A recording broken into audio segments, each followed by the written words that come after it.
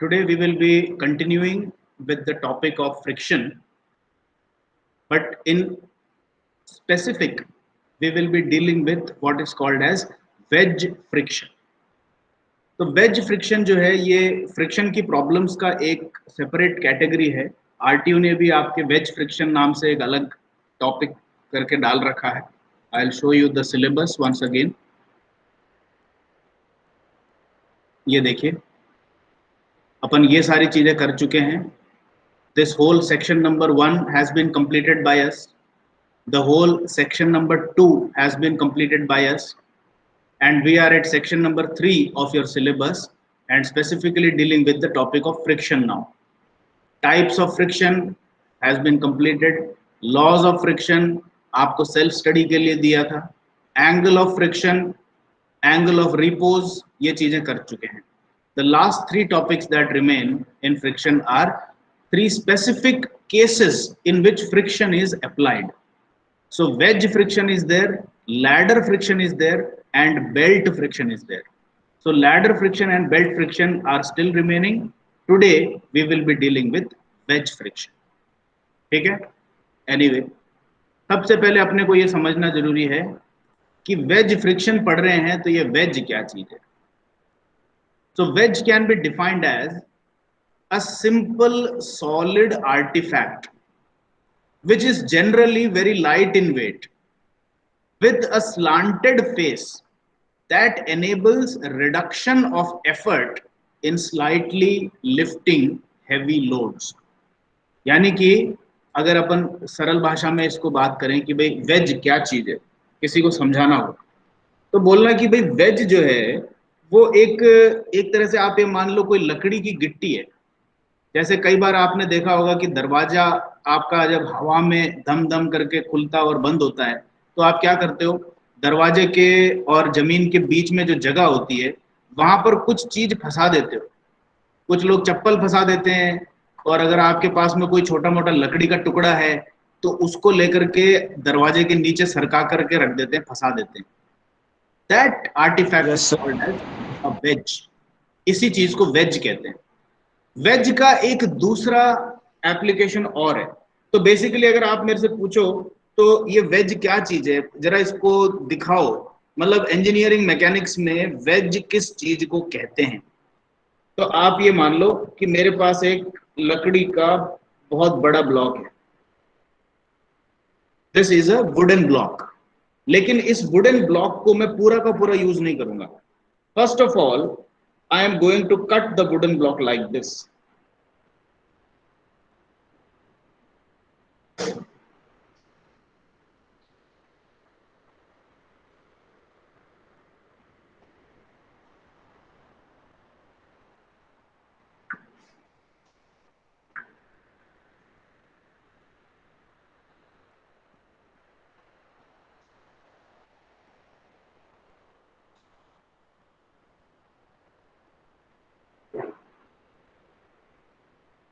I am going to cut the wooden block like this.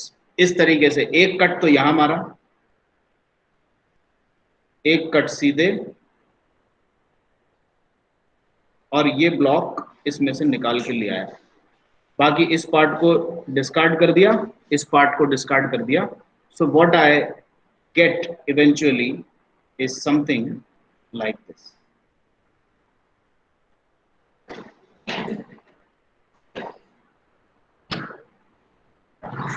इस तरह का एक लकड़ी का टुकड़ा मैंने काट के निकाल लिया. Now this face of the solid block of wood is slanted. Okay, और इसको स्लांटेड क्यों बनाया गया है? This has been made desirably with some angle. इसको स्लांटेड इसलिए बनाया गया है ताकि इसका कुछ ऐसा एप्लीकेशन करें. ये देखो, this is a wall, this is the floor. Now you want to lift a heavy weight slightly upwards. इसको थोड़ा सा ऊपर उठाने की जरूरत फील हो रही है. तो अब एक तरीका तो यह है कि आप अपने दोनों हाथ इसके नीचे फंसाओ और बिल्कुल अपने कमर के बल पे इसको ऊपर उठाओ, but that is not advisable. The other option is you bring a wedge and get it stuck below your heavy weight like this, and then you simply apply a horizontal force at the back side of the wedge. यानी कि veg के इस front पे force apply किया जाता है तो ये वेज जो है आगे को धस जाती है। अब ये देखो, ये जो फ्रंट है वेज का, ये वेज का जरूरी नहीं है कि वेज ऐसे ही हो, शार्प एज में ही हो, veg can be in this shape also.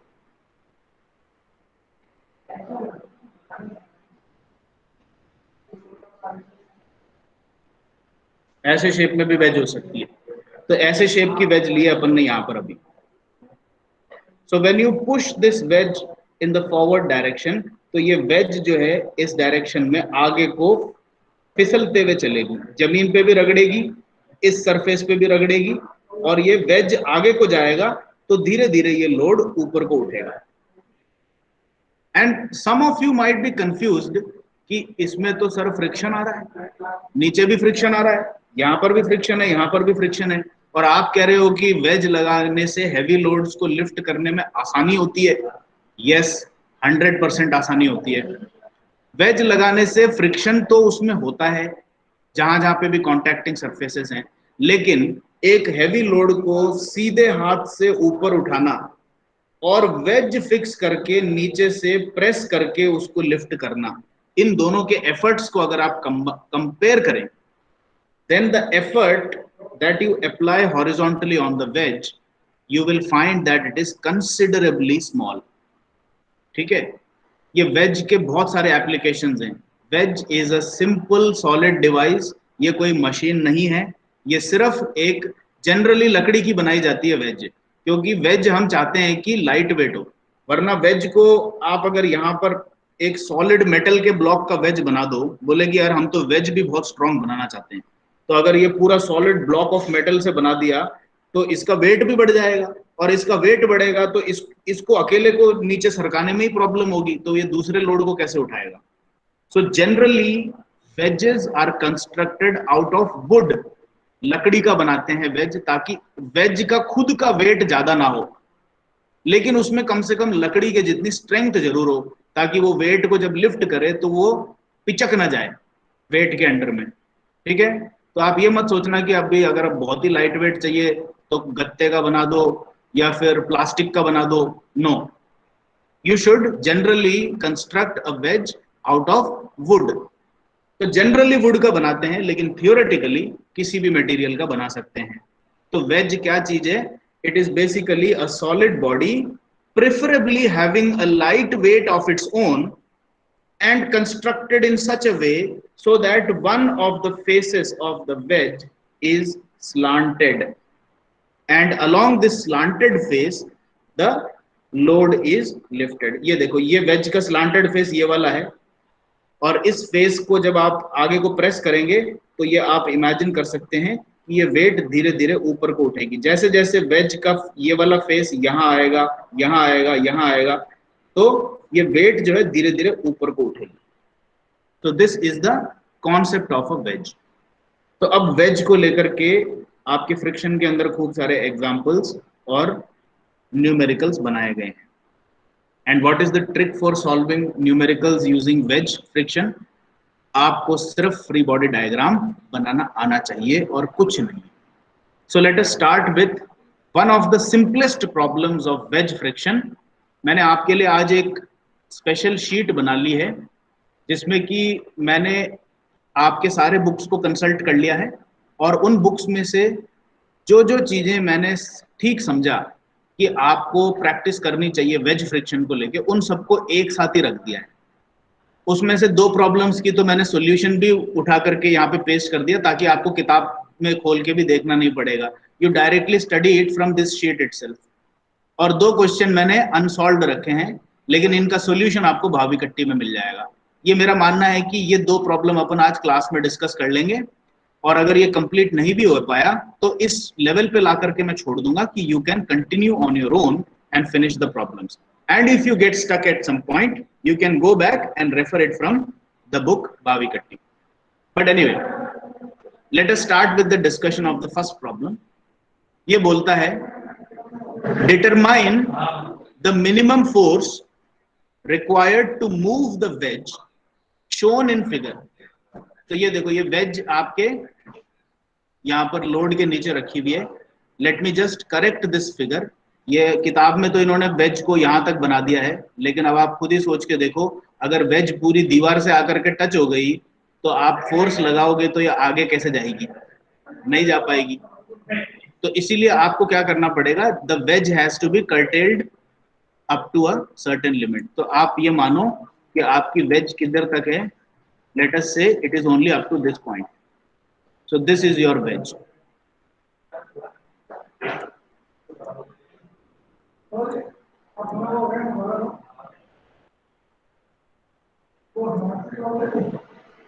इतना सा है वेज, आप ये मान लो, ठीक है। And now you apply this force at this and.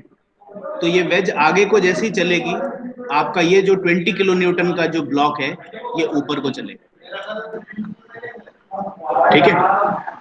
एक मिनट सर, सर यार आप लोग थोड़ा आवाज धीरे करना प्लीज।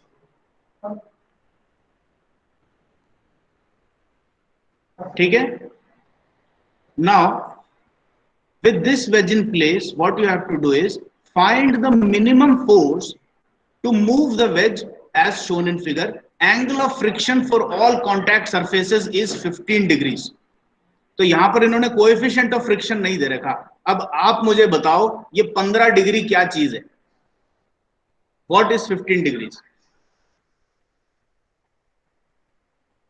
10 आपको पता है कि कोएफिशिएंट ऑफ फ्रिक्शन अगर एंगल ऑफ फ्रिक्शन के टर्म्स में लेना चाहूं तो mu is equal to tan phi आता है।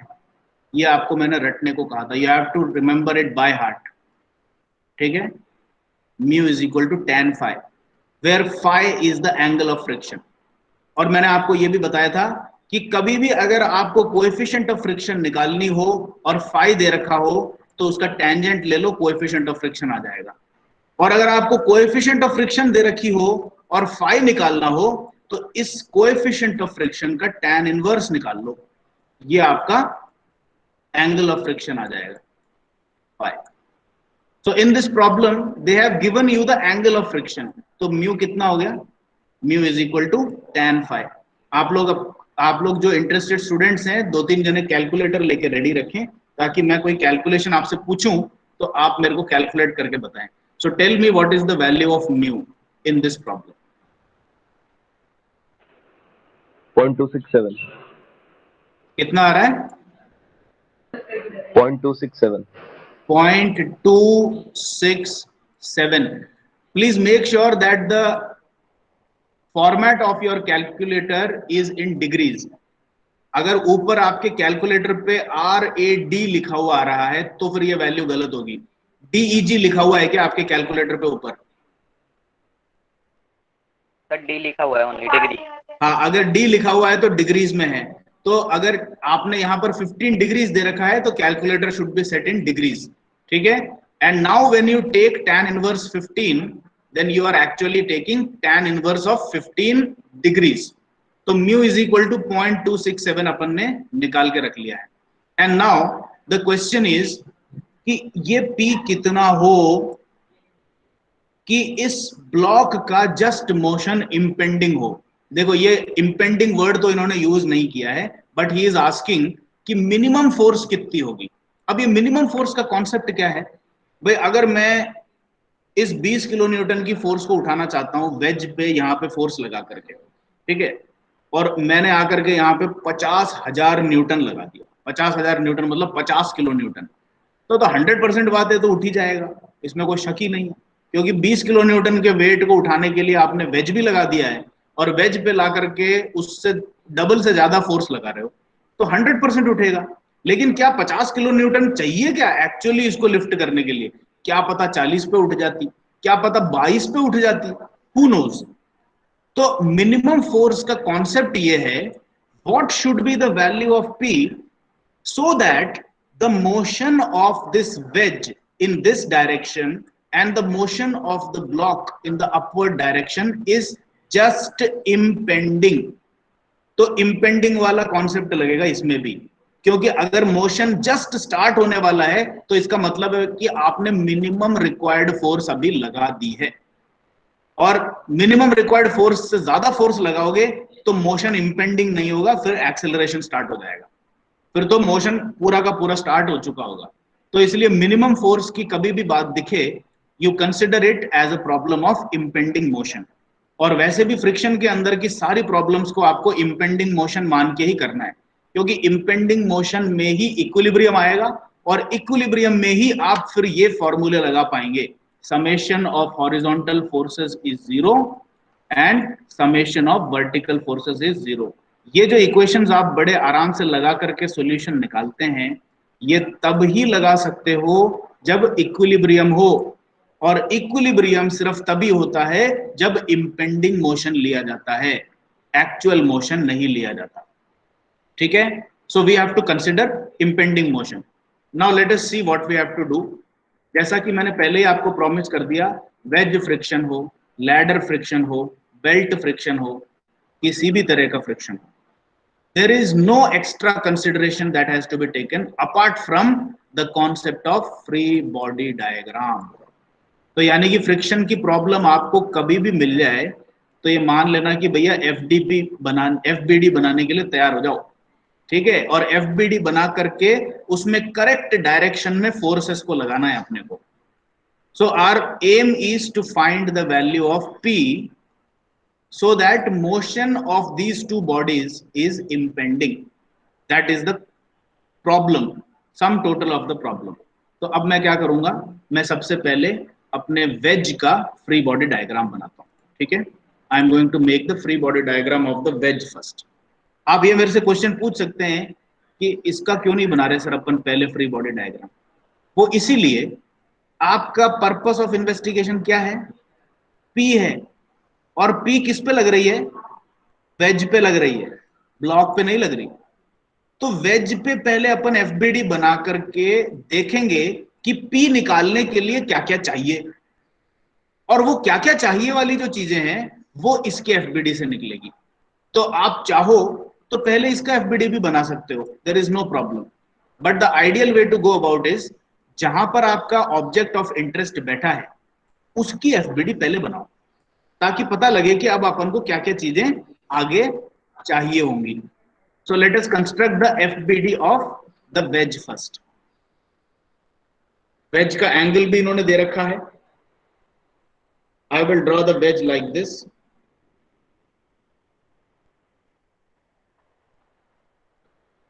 फ्री बॉडी डायग्राम है तो मैं एक्सटर्नल कोई भी बॉडी नहीं बनाऊंगा, I will draw the body only. P खुद यहां पर बैठा है, तो अगर इस ऑब्जेक्ट का इंपेंडिंग मोशन इस डायरेक्शन में है तो ये बताओ कि बॉटम वाले सरफेस पे फ्रिक्शन कौन से डायरेक्शन में लगेगी, राइट, लेफ्ट साइड को लगेगी या राइट साइड को लगेगी, राइट साइड, राइट साइड को लगेगी। सो कैन आई से कि फ्रिक्शनल फोर्स की डायरेक्शन ये है। Also frictional force is always associated with a normal reaction. तो अगर मैं इस फिगर पे देखूं तो जमीन जो है इसके ऊपर वर्टिकल नॉर्मल रिएक्शन ही लगाएगा। तो पहले मैं नॉर्मल रिएक्शन बना देता हूं, let me call it as R1, क्योंकि इसमें एक दूसरी बॉडी भी कांटेक्ट में आ रही है। ये देखो यहां पर भी दो बॉडीज का कांटेक्ट हो रहा है, तो यहां पर भी एक नॉर्मल रिएक्शन बनेगा। तो इसीलिए इसको आप सिर्फ R नाम नहीं दे सकते, you have to give it a name R1 और R2 समथिंग लाइक दैट। ठीक है, तो मैंने इसको R1 नाम दे दिया। So if this surface has a normal reaction of R1 then the force of friction will be mu R1, इसमें तो कोई शक नहीं है। Okay, and similarly there is a contact along this surface also, और नॉर्मल रिएक्शन अपने नाम से ही आपको बता देती है कि इस सरफेस के normal diagram you have to consider the forces that are acting on the body. आपको वो फोर्सेस बनानी है जो वेज पर लग रही है, ना कि वो फोर्सेस जो कि वेज कहीं और पे लगा रहा है। ठीक है, अब देखो ये बात मैं क्यों कह रहा हूं, इस सरफेस पे जो नॉर्मल रिएक्शन की कहानी आएगी, अगर आप ये पूछो कि वेज बॉडी पे कितना रिएक्शन दे रहा है तो उसका डायरेक्शन ये होगा। ऐसा नहीं, normal to the surface like this, ऐसा होगा, ठीक है। और ये अपन R2 बोल देते हैं। और अगर आप ये पूछो कि ये जो सॉलिड बॉडी है ये आपके वेज पे कितना रिएक्शन लगा रही है, तो वो इस डायरेक्शन में होगा और वो भी R2 होगा। तो नॉर्मल रिएक्शन एक सरफेस पे दो हैं, तो उसी तरह से नॉर्मल रिएक्शन इस पर भी दो है। ये जो आपने वेज बना रखी है, इसके और फ्लोर के बीच में जो नॉर्मल रिएक्शन अपन R1 बना रहे हैं, ये R1 कौन सा है? This R1 is the reaction applied by the ground on the wedge. लेकिन अगर मैं आपसे ये पूछूं कि ये वेज इस ग्राउंड पे कितना फोर्स लगा रहा है, तो इसका जवाब होगा ये वेज ग्राउंड पर भी R1 ही लगा रहा है, लेकिन उल्टी डायरेक्शन। तो normal reaction at a contact surface is always like this, नीचे ऊपर दोनों तरफ को लग रही है। ये देखो, नीचे ऊपर दोनों तरफ को लग रही है। Now the direction of the normal reaction that you have to take in your free body diagram will be determined by the law that says कि FBD में आपको वो वाली फोर्सेस, वो वाली रिएक्शन सेलेक्ट करनी है जो आपके बॉडी के ऊपर लग रही हो, ना कि वो फोर्सेस जो बॉडी किसी और चीज पे लगा रही हो। तो मैं जो फोर्सेस लगा रहा हूं वो नहीं बनाऊंगा, मुझ पे जो फोर्सेस लग रही है वो बनेगी FBD में। तो इस चीज को लेते हुए अब ये बताओ कि अगर नॉर्मल रिएक्शन इसके ऊपर आ रही है तो क्या ये ऐसे नहीं बनेगी?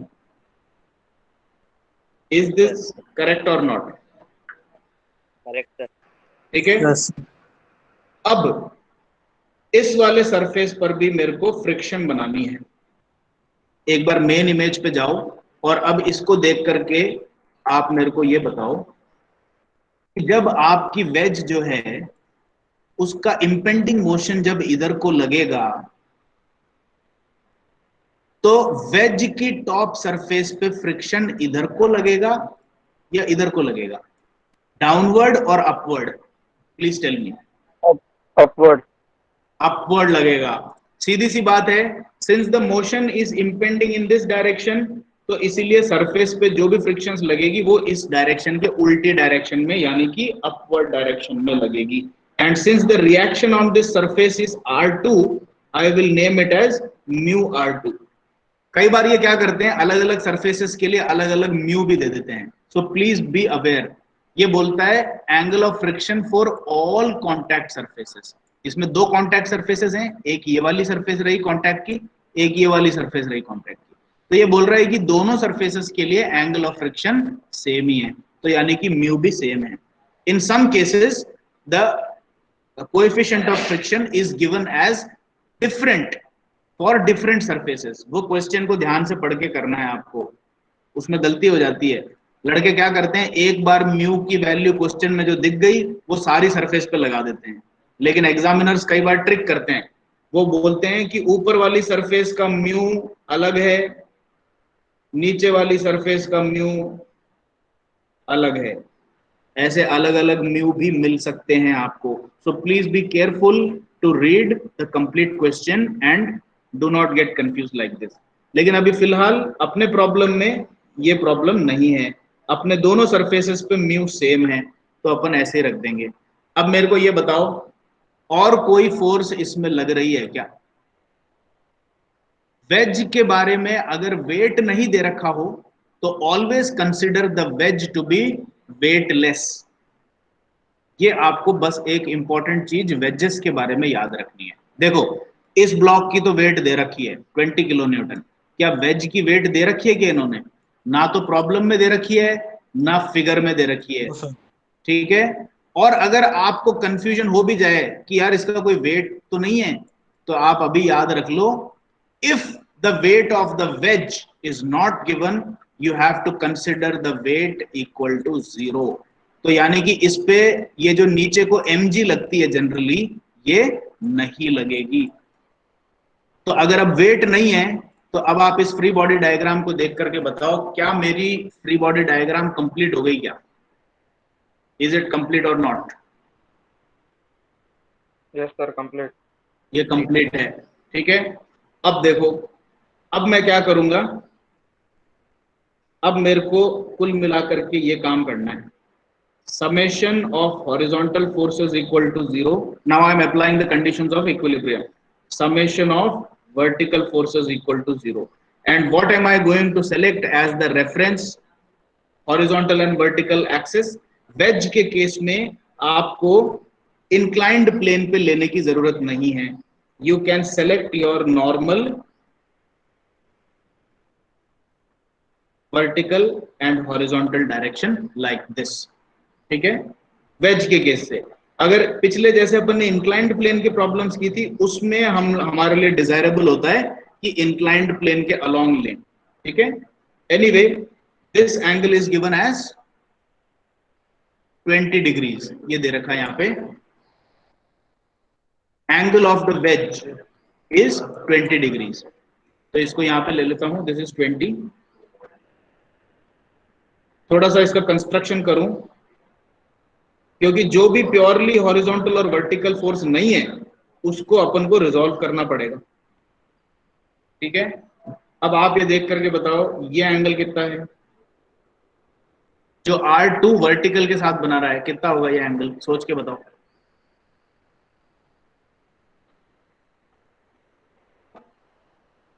उसी तरीके से ये एंगल कितना होगा जो μR2 बना रहा है, 20 degree. 20, yes.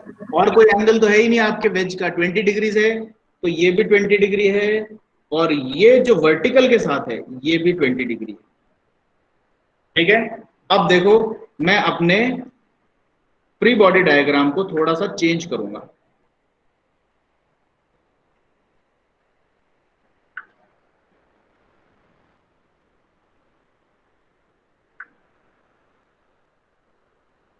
Free body diagram को कैसे चेंज करूंगा, मेरे पास कितनी फोर्सेस हैं, 1 2 3 4 5। इन 5 फोर्सेस में से पहले तो आप वो फोर्सेस देखो जो प्योरली वर्टिकल और हॉरिजॉन्टल डायरेक्शन में ऑलरेडी हैं। R1 प्योरली वर्टिकल डायरेक्शन में है, इसको कुछ नहीं करना। μR1 प्योरली हॉरिजॉन्टल डायरेक्शन में है, इसको कुछ नहीं करना। P प्योरली हॉरिजॉन्टल डायरेक्शन में है, इसको कुछ नहीं करना। μR2 हॉरिजॉन्टल या वर्टिकल में नहीं है, और R2 हॉरिजॉन्टल या वर्टिकल में नहीं है। इन दोनों को मैं कंपोनेंट्स में रिजॉल्व करूंगा। And now you see what I am doing, and please be the जज योरसेल्फ कि मैं जो कर रहा हूं वो सही कर रहा हूं कि नहीं कर रहा हूं, ठीक है। वापस से मैं इस फ्री बॉडी डायग्राम को थोड़ा सा रिवाइज कर रहा हूं।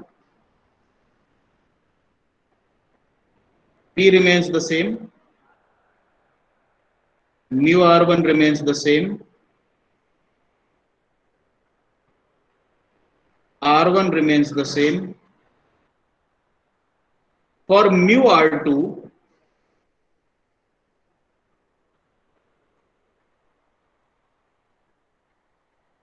I put μR2 cos कितना डिग्री है, 20,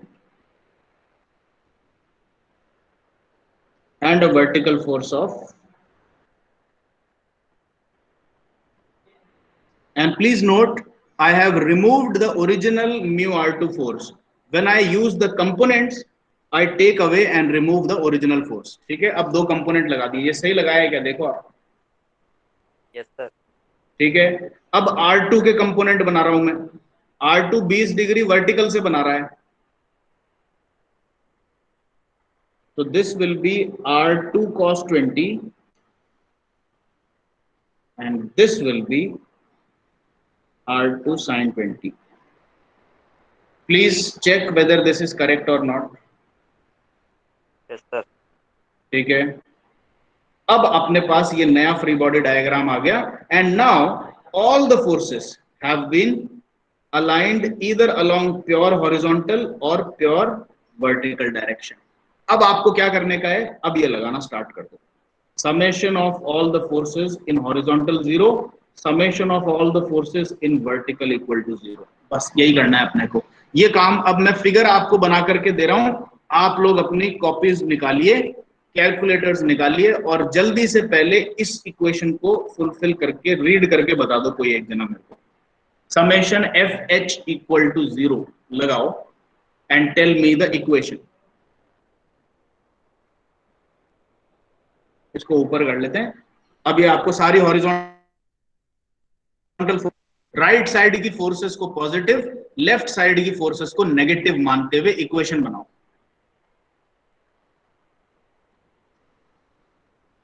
I would say R2 sin 20 plus mu R2 to cos 20 degree is equal to P. Minus P Oh, no, no, equal no. To 0, ऐसा कर सकते हैं। और जैसा अभी आप बता रहे थे कि इसको ऐसे लिखने की बजाय सीधे सीधे ऐसे लिख दो इक्वल टू P, कोई दिक्कत नहीं, बन गया। एक चीज छूट गई अपनी, Plus में म्यू mu R1 R1 छूट गई अपनी। ये प्लस है कि माइनस है म्यू R1? प्लस है सर। प्लस है sir. Let us name this as equation number 1. मैंने आपको कहा था कि you should put up some practice of naming your equations, क्योंकि आपको जिस इक्वेशन से आंसर नहीं मिल रहा, हो सकता है इधर उधर की चीजें पता करके फिर वापस उस इक्वेशन पे आना पड़े।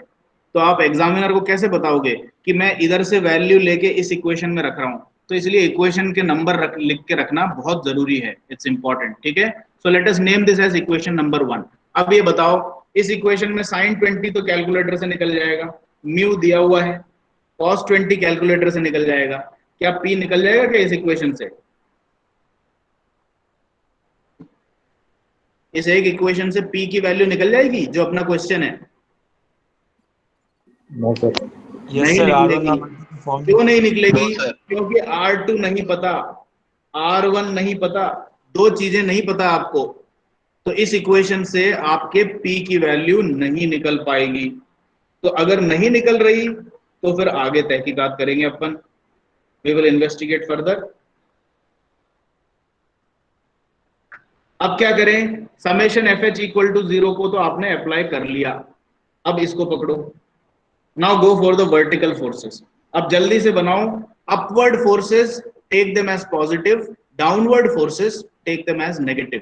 Quickly construct an equation summation F V equal to 0। क्या लिखोगे बताओ?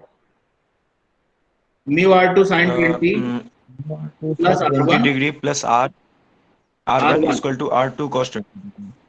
Is equal to R2 cos 20। ठीक है, इसको भी लिख लेते हैं, ऐसे लिख लेता हूं, R1 अपवर्ड है plus mu R2 sin 20 is upward, और डाउनवर्ड फोर्स जो है वो एक ही है, R2 cos 20। ठीक है, तीन ही वर्टिकल थी।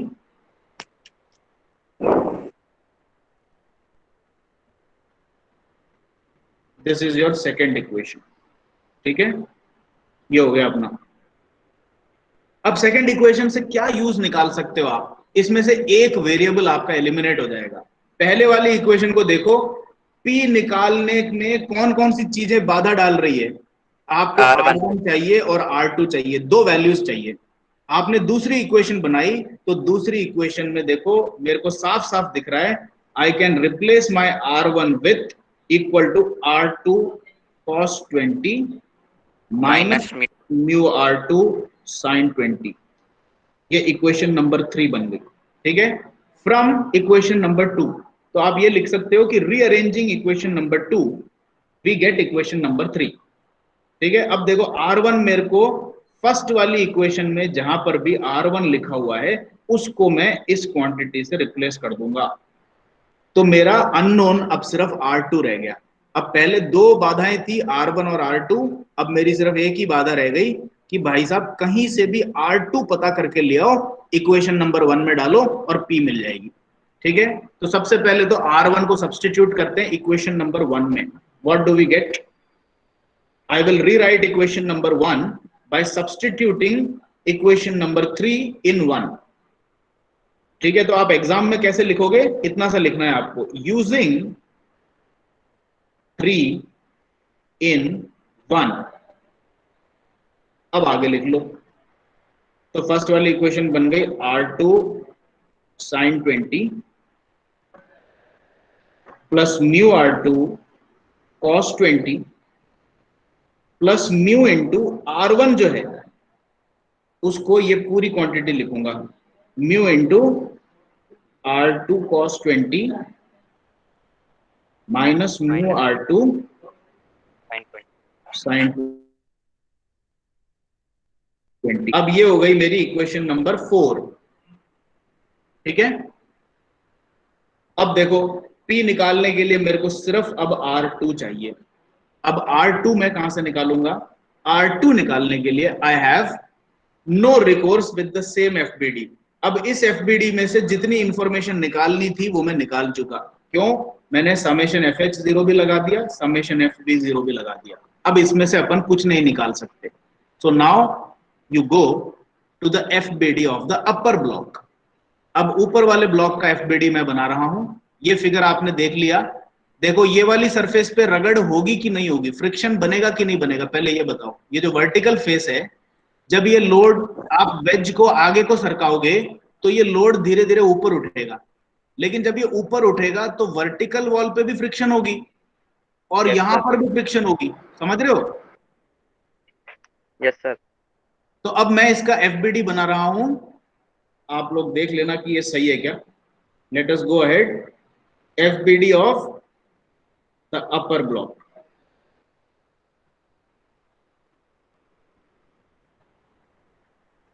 सबसे पहले नीचे वाली फेसेस को कवर करते हैं।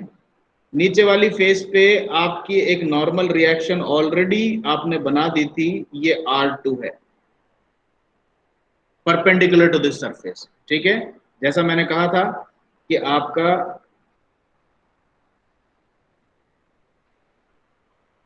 ऐसा है कॉन्फ़िगरेशन वेज और बॉडी का। तो अगर वेज पे R2 यों लगी थी तो ऑब्जेक्ट पे R2 यों लगेगी, बस सीधा सीधा रिलेशन है। तो ये R2 तो ले ही लिया। Now the tricky part is to understand the direction of friction on the upper body। आपने इस ब्लॉक के लिए तो इस वेज के लिए तो फ्रिक्शन की डायरेक्शन ये बता दी थी। ठीक है, तो अब अगर मैं ये पूछूं कि इस कांटेक्ट सरफेस पे इस अपर बॉडी पे फ्रिक्शन कौन सी डायरेक्शन में होगी, तो आपका आंसर क्या होगा? Will it be the Left side. same mu or the opposite mu? Opposite to Opposite mu R2. Opposite. तो अपर बॉडी पे जब मैं फ्रिक्शन बनाऊंगा तो वैल्यू तो μr2 ही रहेगी, लेकिन लगाऊंगा उल्टा। ठीक है, तो अब मैं यहां पर क्या कर रहा हूं, R2 मैंने बना दिया है, but my friction is like this, this is μr2। ठीक है, नीचे वाली सरफेस की फोर्सेस मैंने बना दी। क्या इस बॉडी का खुद का वेट है क्या? Yes sir. Yes, sir. 20 kilo Newton, तो ये भी बनेगी। तो let us apply it in the pure vertical direction, 20 kilo Newton. Okay, अब ये जो वर्टिकल सरफेस है ये रगड़ खा रही है दीवार के साथ। तो अगर दीवार के साथ में अगर ये कांटेक्ट बना रही है तो पहली बात तो सरफेस के नॉर्मल एक रिएक्शन बनेगा, let us name it as R3। ठीक है, और अगर रिएक्शन बना दिया तो अब आपको फ्रिक्शन की डायरेक्शन भी चाहिए। अब मेरे को ये बताओ, ये बॉडी धीरे धीरे ऊपर को सरक रही है, दीवार तो वहीं की वहीं है, तो फ्रिक्शन ऑन द बॉडी किस डायरेक्शन में होगी, नीचे को या ऊपर? नीचे होगी mu R2. डाउनवर्ड। डाउनवर्ड, नीचे को होगी, क्योंकि ये वॉल तो चल नहीं रही है, वॉल तो फिक्स है, और बॉडी अगर ऊपर को इंपेंड कर रही है तो friction on the body downward direction में होगी। So we will draw the μr3 in the downward direction. यहां पे बना दो आप, दिस इज μr3। ठीक है, ये फोर्स हो गई आपकी फ्रिक्शन की वॉल पे, ये रिएक्शन आ गया, नीचे की सरफेस पे रिएक्शन और फ्रिक्शन आ गया और बॉडी की वेट खुद आ गई 20 किलो न्यूटन। ठीक है, अब इसमें भी वही खेल खेलना है। आपकी प्योर हॉरिजॉन्टल और वर्टिकल डायरेक्शंस का रेफरेंस ले लो। ये हॉरिजॉन्टल डायरेक्शन है, ये वर्टिकल डायरेक्शन है। Now identify those forces which are already in your desired vertical and horizontal direction. Don't do anything with them. And then identify those forces which are not in the desired direction. If they are not in the desired direction, then resolve them into two components so that they come in the desired direction. ठीक है, तो once again भी identify कि इसको कुछ करने की जरूरत नहीं है, ये प्योर वर्टिकल है। इसको कुछ करने की जरूरत नहीं है, ये प्योर हॉरिजॉन्टल है। इसको कुछ करने की जरूरत नहीं है, ये प्योर वर्टिकल है। इन दोनों को पकड़ना है, ये दोनों बदमाशी कर रहे हैं। ठीक है, तो यहां से आप प्योर हॉरिजॉन्टल की रेफरेंस बनाओ। ये एंगल कितना है, म्यू r2 कितना बना रहा है प्योर हॉरिजॉन्टल के साथ में? 20। वो जो वेज का जो एंगल है 20 डिग्री वही बना रहा होगा, तो 20 डिग्री। अब इधर एक रेफरेंस बनाओ वर्टिकल का, ये रिएक्शन है, तो ये रिएक्शन वर्टिकल के साथ में कितना बना रही होगी? 20 डिग्री, जो वेज की एंगल है। ठीक है, आपको एंगल मिल गई, तो अब अपन क्या करेंगे, इसका फ्री बॉडी डायग्राम रिवाइज करके बनाएंगे with all the resolved components. ठीक है, तो अपन अब क्या करने जा रहे हैं,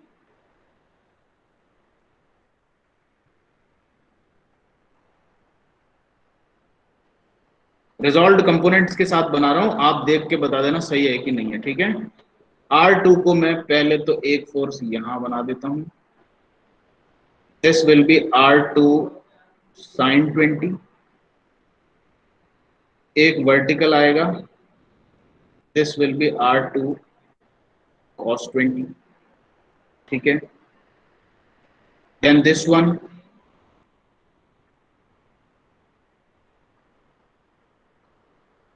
mu R2 cos 20, and then a downward force mu R2 sin 20। ठीक है, ये देखो इसको रिजॉल्व कर दिया मैंने। R3 no change, mu R3 no change,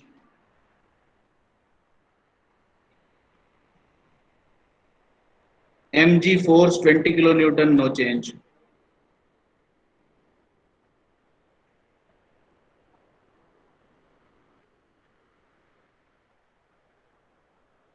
ये सारी फोर्सेस आपने अब रिजॉल्व करके लगा दी हैं।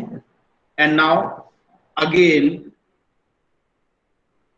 Apply summation of horizontal forces is 0 and summation of vertical forces equal to 0। ये चीज लगानी है। ठीक है, इसको लगा लेते हैं अपन। पहले कौन सा लें, लेट अस से हॉरिजॉन्टल फोर्सेस के ऊपर बात कर लेते हैं अपन, उसको लगा देते हैं अपन। बताओ, इक्वेशन बनाओ। Look at this figure, horizontal forces सारी दिख रही हो, ये रहा। इस इमेज में सिर्फ हॉरिजॉन्टल फोर्सेस को लेकर के जल्दी से इक्वेशन बताओ। R3 is equal to mu R2 cos 20 degree plus R2 sin 20 degree.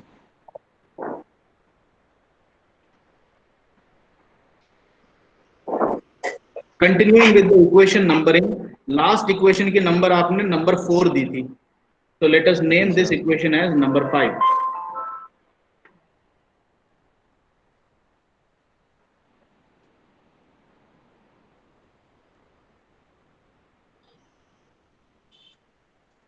This is equation number 5। ठीक है, आपको क्या चाहिए था, आपने ये फ्री बॉडी डायग्राम आखिर बनाना चालू ही क्यों किया? क्योंकि देखो इक्वेशन नंबर 4 में आपको P की वैल्यू ऑलमोस्ट मिलने ही वाली थी, बस अब एक ही अड़ंगा रह गया था, ये R2 R2 R2 and R2, बस एक R2 चाहिए आपको। कैसे भी एक सिंगल फॉर्मूले से भी अगर R2 आ जाए तो जरूरी नहीं है कि आपको हर बार FH और FV के दोनों के फॉर्मूले लिखने हैं। ये कोई कंपलसरी नहीं है। तो एक बार देखो कि ये जो FH का फॉर्मूला आपने सेकंड FBD से बनाया, क्या इससे R2 मिल रही है क्या आपको? sin 20 पता है, म्यू पता है, cos 20 पता है, लेकिन R2 के पता होने में अभी कोई बाधा है क्या? Yes yes sir, sir R3। R3 नहीं पता। तो अब ये फिफ्थ इक्वेशन भी आपकी कोई मदद नहीं कर पाई। कोई दिक्कत नहीं, अपने पास एक और इक्वेशन है, right equation of summation vertical forces equal to 0। Upward forces को पॉजिटिव लेना है, डाउनवर्ड फोर्सेस को नेगेटिव लेना है। इक्वेशन बनाइए। Sir R2 cos 20 degree is equal to mu R3 plus mu R2 R2 sin 20 cos degree 20 degree equal to mu R3 mu R3 plus hmm mu R2 sin 20 degree sin 20 plus mu R2 sin 20 और plus plus 20। yes sir अब इसमें kilo Newton लिखने की जरूरत नहीं है, सिर्फ 20 लिख दो, ये इक्वेशन है। ठीक है, क्या इस इक्वेशन से आपको R3 की वैल्यू R2 के टर्म्स में मिल जाएगी क्या? अब यस देखो सर क्या तरीका है, अपन को R2 पकड़ना है ना, R3 नहीं पकड़ना। R3 से तो कोई मतलब ही नहीं है, R3 को एलिमिनेट करना है। So what I will do, let us name this as equation number 6। पहले देख लो कोई वर्टिकल फोर्स छूट तो नहीं गई। एक म्यू आर ले लिया, 20 ले लिया, R2 cos 20 ले लिया, ये ले लिया, सारे आ गए ना अपने, 1 2 3 4 फोर्सेस आ गई। ठीक है, done. So I will rewrite equation number 6 as mu R3 equal to R2 cos 20 minus mu R2 sin 20 minus minus 20 20. Now what I will do is I will go to equation number 5 and use the value of R3 from here. R3 को कैसे पकड़ूंगा, इस mu को नीचे और ले जाता हूं, mu से डिवाइड कर दिया, म्यू से डिवाइड कर दिया, म्यू से डिवाइड कर दिया। अब ये R3 अकेला पकड़ लिया मैंने यहाँ पे। ठीक है, I will use the equation 7 in which R3 has been obtained in terms of R2, और ये पूरी की पूरी ब्रैकेट उठा करके मैं यहां रख दूंगा। ठीक है, फिर इस इक्वेशन में सिर्फ R2 ही रह गई, and then I can find the value of R2। और जैसे ही मुझे R2 मिलेगी, उस R2 को ले जाकर के मैं इक्वेशन नंबर 4 पे आऊंगा और उस R2 की न्यूमेरिकल वैल्यू को इन सब जगहों पे सब्स्टिट्यूट कर दूंगा और मेरे को P मिल जाएगी। ठीक है, तो ये पूरा मेरे को करके दिखाने की जरूरत नहीं है, मेरे ख्याल से आप लोग अब इसको खुद अपने हाथ से सॉल्व करेंगे। ठीक है, yes sir and you can check your answer whether you get the value of P as this और not. And now please remember, ये जो किया, ये सेम प्रोसेस आपको वेज फ्रिक्शन के लिए किसी भी प्रॉब्लम पे यही करना है और कुछ नहीं करना। अच्छा, अब एक चीज और बता दूं, भावी कट्टी बुक के अंदर वेज फ्रिक्शन को सॉल्व करने का एक दूसरा अप्रोच दे रखा है। So my suggestion is, do not refer the solution of भावी कट्टी फॉर दिस प्रॉब्लम्स। मैंने जो आपको टेक्निक बताई है, आप सिर्फ उसी को फॉलो करो।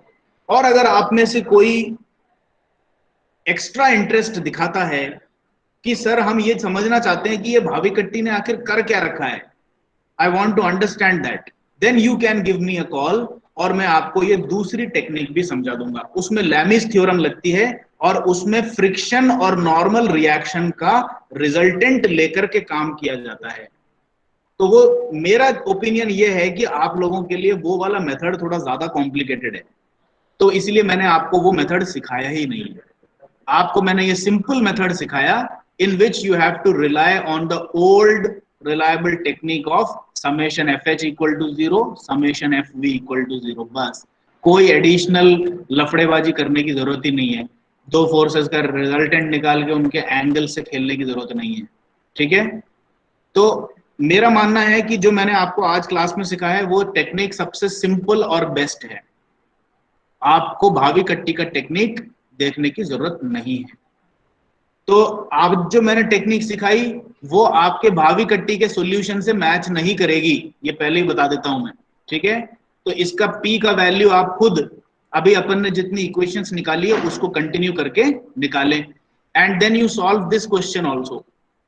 इस वाली क्वेश्चन को देखो, 160 किलो न्यूटन का एक कैसा ब्लॉक है, इसका शेप देखो कैसा है। एक ब्लॉक है जिसका शेप ऐसा दे रखा है इन्होंने, ठीक है। और अब यहां पर एक वेज लगाएंगे और यहां पर एक वेज लगाएंगे और दोनों तरफ से सेम फोर्स लगा करके पुश करेंगे। तो क्या होगा, ये वाला वेज इधर को चलेगा, ये वाला वेज इधर को चलेगा, और स्लाइड होते हुए ये जो बॉडी है ये धीरे धीरे ऊपर को शिफ्ट होगी। This is the second problem, wedge की प्रॉब्लम, ठीक है। तो इस वाले बॉडी का और इस वाले बॉडी का तो वेट है नहीं, ये वेजेस हैं, इस बॉडी का वेट है। तो इसकी एफबीडी बनाना स्टार्ट करेंगे आप। पहले आपको इसमें भी पी निकालना है, ठीक है। तो पहले एक बॉडी इस वेज का एफबीडी बनाओ, फिर उसके बाद इसका एफबीडी बनाओ, और इसी तरीके से इन्वेस्टिगेटिव प्रोसीजर को फॉलो करते हुए आप लोग पी की वैल्यू पे अराइव करने की कोशिश करो। जहां जहां पर भी कॉन्टैक्टिंग सरफेसेस आती हैं उन सब जगह पे नॉर्मल रिएक्शन बनेगा और फ्रिक्शन बनेगा। तो फ्रिक्शन की करेक्ट डायरेक्शन लो। ये देखो, ये एक कॉन्टैक्टिंग सरफेस है, ये एक कॉन्टैक्टिंग सरफेस है, ये एक कॉन्टैक्टिंग सरफेस है, ये एक कॉन्टैक्टिंग सरफेस है। There are 3 bodies here, first body, second body and third body, ठीक है। आपको तीनों बॉडीज की एफबीडी बनाने की जरूरत नहीं पड़ेगी। आप किसी भी एक वेज का एफबीडी बनाओ और उसके बाद सेकंड वाले का एफबीडी बनाओ, इतने के अंदर आपको आंसर मिल जाना चाहिए। इस वाले प्रॉब्लम को जरूर आप ट्राई करें क्योंकि ये बहुत ही कॉमन क्वेश्चन है। This example 5.10, all of you please compulsorily try it at your home today itself. आज के आज ही इसको जरूर करें सॉल्व। और अगर आपको कहीं पे भी प्रॉब्लम आती है, you give me a call before 8 PM और इवन 9 PM। अगर आपको बहुत ईगरनेस है सीखने की, आप मेरे को 9 बजे तक भी कॉल कर सकते हैं, ठीक है। But please do that. अपनी जिज्ञासा को छोटे मोटे आलस के तौर पे खत्म मत करो। भाई प्रॉब्लम सॉल्व करने बैठ गए हो, कहीं पे अटक गए हो, आपके सर ने जब बोल दिया है कि शाम को 9 बजे से पहले फोन करके सीधे डाउट क्लियर करो, तो इस फैसिलिटी का आप लोग फायदा उठाएं। I am asking you to please ask me whenever you get stuck with a problem. We will come to a simple meeting. अपन किताब खोल लेंगे, इस तरह का इंटरफेस खोल लेंगे और हाथों हाथ वहीं बैठ के सॉल्व कर लेंगे आपकी प्रॉब्लम को, ठीक है। आपको क्या कहीं पे जाना तो है नहीं, किसी कोचिंग इंस्टीट्यूट तक चल के जाने को कोई नहीं कह रहा, कॉलेज तक आने को कोई नहीं कह रहा, फोन उठा करके फोन करने को ही तो कह रहे हैं सिर्फ। दैट यू कैन डू, उसमें आलस नहीं करना चाहिए। So please all of you try example. पहले तो इस वाले एग्जाम्पल को फिनिश करो और कम से कम एग्जाम्पल 5.10 को अपने हाथ से सॉल्व करके ये आंसर निकालो। आंसर नहीं आ रहा और आपको समझ में नहीं आया कि कहां पे गलती हुई है, गिव मी अ कॉल, मैं आपको ये सॉल्व करके दिखा दूंगा। लेकिन अगर आपका कॉल नहीं आता तो मैं ये मान लूंगा कि आपने इसको सॉल्व कर लिया है, और इस टाइप की प्रॉब्लम मैं आपके पेपर में बना करके दे दूंगा। So I will assume कि आपको मैंने जितना सिखा दिया है that is sufficient and you will deal with the problems now, ठीक है। So please call me if you get stuck. And with this we will end wedge friction here itself. और इसके बाद अगर आपने ये दोनों कर लिया है तो आपकी एडिशनल प्रैक्टिस के लिए मैंने डीपी शर्मा बुक में से कुछ और वेज फ्रिक्शन की प्रॉब्लम्स ले ली हैं। अब डीपी शर्मा जी की जो किताब है वो उसमें रिजल्टेंट वाला कॉन्सेप्ट यूज नहीं कर रहे हैं शायद, ये सिंपल fy और fx जो अपन कर रहे हैं ना वही काम कर रहे हैं। So these questions should be Fairlie simple for you. तो ये प्रॉब्लम्स आप एक बार देखें और इसमें अगर कोई प्रॉब्लम आ रही हो तो भी आप मेरे से पूछ सकते हैं, but these are solved examples, but try to solve them on your own in spite of looking at the solution, ठीक है। तो आज का जो डिस्कशन था ये क्लियर है आपके लिए? Are you satisfied? Yes, sir. ठीक है, I will Yes, take sir. Your attendance now. कुछ डाउट पूछना है तो पूछ लेना आप भी, और अगर अभी नहीं पूछ रहे हो तो बाद में फोन पे पूछ सकते हो।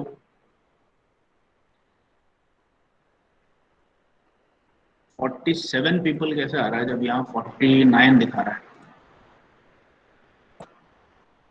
सर आपकी 2 है ना? नहीं, मेरी 2 में से एक तो काउंट होनी चाहिए, 48 तो आना चाहिए। पता नहीं, देखते हैं। I will call out your names.